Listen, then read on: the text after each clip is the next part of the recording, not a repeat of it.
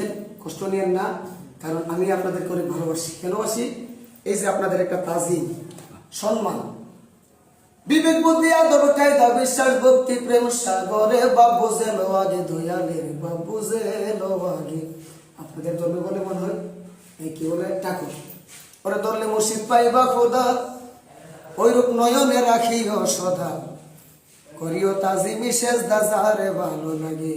তাজিম সেজদা আর ডাইরেক্ট সেজদা, এটার মাঝে পার্থক্য আছে। নামাজের সেজদা পার্থক্য আছে না? আসলে মানুষ বুঝে না, ফেস না গায়। এই যে বর্তমানে যা শুরু হয়েছে দেশটার মাঝে, এগুলো নিয়ে বলতে চায় না, মন মানসিকতা নাই। তবে মনুষ্যত্ব মানুষের মধ্যে থাকলে দেশের অবস্থা হইতো না। আজ পর্যন্ত আমি শুনি নাই কোনো সনাতন ধর্মের লোকে বলছে না আমরা এটা করবো না।